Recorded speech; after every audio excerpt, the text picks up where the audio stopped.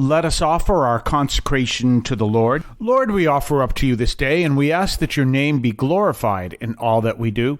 We ask that we may always be open to where you are calling us. We ask that we may always be ready to encounter you, and we ask that we may grow in our love for you as we understand more and more your love for us. And we ask this through Christ our Lord. Well, it is, in fact, Friday of the 34th week of Ordinary Time. So this is the last Friday of the liturgical year. Tomorrow is the last day of the liturgical year. Then we start year A. And I wanted to look at something that actually is part of tomorrow's reading as opposed to today. They're kind of combined, but we're looking at the very end of the book of Revelation. And in the book of Revelation, we're now looking at that part where the demon is defeated. How is it put? The devil or Satan as the dragon. That's the word I was looking for. The dragon, the ancient serpent, which is the devil or Satan. And this is where he is tied up for 1,000 years and thrown into abyss. So that's where this idea of there will be peace for 1,000 years, whatever that means. And we don't fully understand everything that is written here, but there's something I definitely wanted to look at. First of all, one of the things that is here is that there is a judgment. Now, understand, in Catholic theology, one encounters two judgments. The first one is, what's it called? It has a special name, and it just went out of my head. The particular judgment. That's right. And that is when you die, you stand before the Lord. You've heard stories of that. I mean, you've heard all kinds of ideas, or people may have told you stories of what that means, or maybe saints told, or whatever. There is that story there. You may have heard some people tell stories of that from near-death experiences. But then there is a general judgment at the end of time, and we see that mentioned in Matthew 25. Well, it's interesting. One of the things I'm doing right now is I am going through the catechism of the Council of Trent. Now, I've talked to you before, I'm not a big fan of the Baltimore Catechism. And a lot of people say we need the Baltimore Catechism.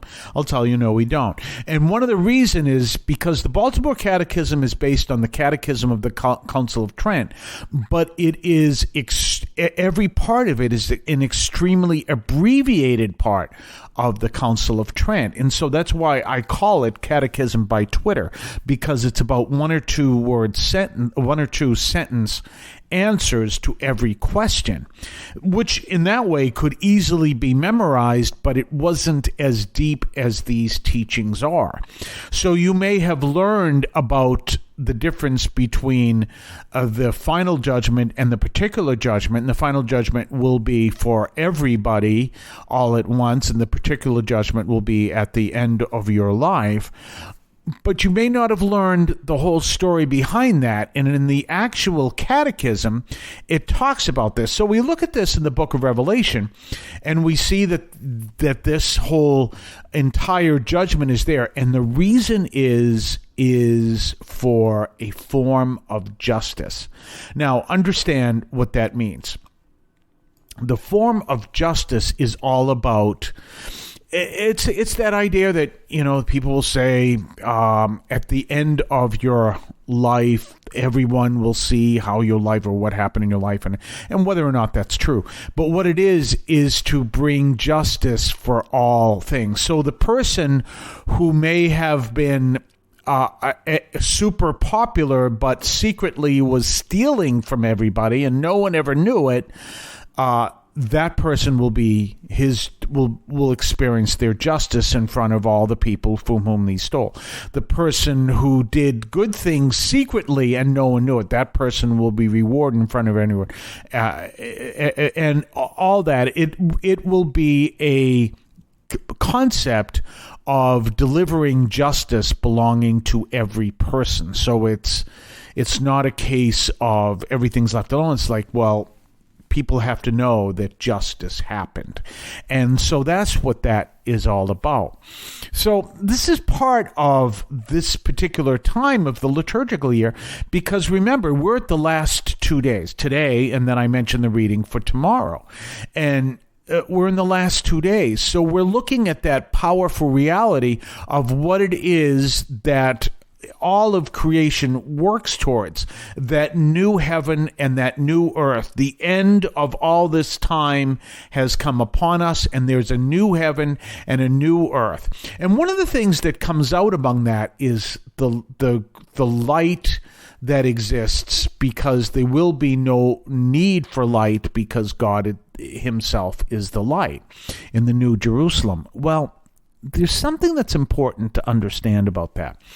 If you've, and I bring that out, I like to teach people that.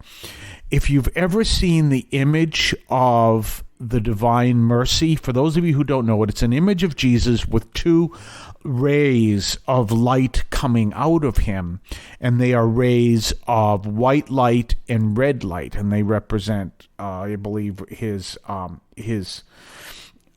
divinity and his sacrifice. I might have that part wrong, but anyway. So anyway, you see that image, and this is what Jesus told Saint Faustina, is this image of mercy that represents that all people can encounter Christ. We'll talk more about this on the other side of the break. You're listening to St. Anthony Overnight from St. Anthony Parish in Allston, Massachusetts. You can now leave a message for us, which we can air and discuss on this program. Just call 617-297-7452. That's 617-297-7452. 617-297-7452. Feel free to call, leave a comment, a question, or even feedback, and we may play it on the air. I can discuss your comment or question as well, so give that a try. 617-297-7452, 617-297-7452. I want to call your attention to Catholic TV, which offers great faith-filled, family-friendly programming 24 hours a day. You can find your cable channel at www.getcatholictv.com, and you can watch online on the free apps or check out the YouTube channel. Daily Mass, Rosaries, the Divine Mercy Chaplet, and the Our Lady of Perpetual Help Novena are all available online and on demand. Check out CatholicTV.com. And don't forget our own website, CatholicAudiomedia.com. That's CatholicAudiomedia.com. Check out our website. Check out the archives of the show. Check out our Substack newsletter. You can check out all kinds of things over there at CatholicAudiomedia.com. That's CatholicAudiomedia.com. Well, anyway, we are talking about this end readings from the book of Revelation, and they are reminding us of this. So I was talking about that image, that divine mercy image.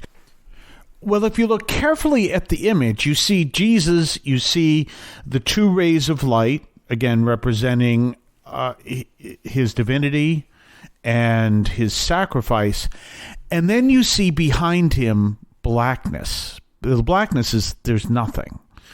Well, what does that mean? Well, if Jesus is the light and you walk past him, where do you go? You go where, number one, where God is not, and where God is not, there is no light. It's one of the fascinating things I like to teach a lot, where I explain the difference between good and evil and light and darkness. Jesus always referred to good and evil in terms of light and darkness. Well, what is darkness? Darkness is the absence of light, and evil is the absence of good. I was reading, I think it was Fulton Sheen talked about how evil is a distortion of the good. And he gave the example of an apple, but when an apple goes bad, it's an apple that was once ripe, and then, and at one point ripening, and then ripe, and then it decays. And he says that's the kind of reality of evil. It's not something that is is completely independent of itself. You can't imagine something that is evil that doesn't have some connection to something that is good. So a creation that turns bad, a human being that turns bad. Well, all are created good, but there are elements that turn bad. Well, that's kind of reflected also in that image, because you have Jesus as the source of light, but if you were to walk beyond him, you were to reject him, where do you go? You go where there is no light, and where God essentially is not. And that's an important message here. So when we see this whole thing in the book of Revelation, the new heaven and the new earth, where God himself is the light, then we remember that where God is not is darkness. What Jesus taught is that similar idea, and then where God is not is the lack of goodness, which is evil. Because remember, God is the definition of good. Is evil is the lack of goodness. What Saint Augustine said, the privation of the good. So some people have interpreted to say, no, there is no such thing as evil. No. Of course there's something as evil, but it is a distortion of the good. There is nothing that can be created that is evil in itself. It is a distortion of the good. So that's an important image, but it also reflected here that important reality that goodness is where God is leading us, and when we turn away from God, we go to a distortion of goodness, which ultimately is what evil is, distortion of goodness. Keep that in mind. We're going to start the new liturgical year on Sunday, and of course we'll be here on Monday. So have yourself a blessed weekend. We're going to see you next liturgical year, year A1. We'll see you then. Take care. If you would like to support our program, please consider a donation to St. Anthony Parish in Allston, Massachusetts. There are several ways to consider this. One is to purchase any of our merchandise, which you can find at the shopping tab at CatholicAudiomedia.com.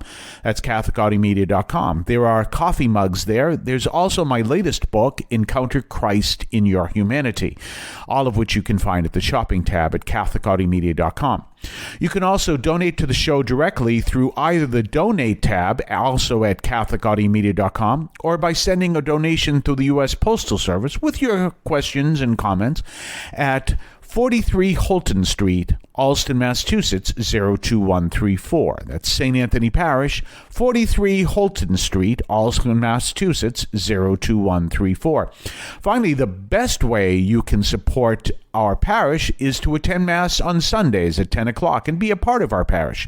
We thank you for any support you would like to give to St. Anthony Parish in Allston, Massachusetts, the sponsoring parish for this media outreach to Catholics and other Christians in the WROL, WEZE, and podcast listening audience. In Cristo vivimos.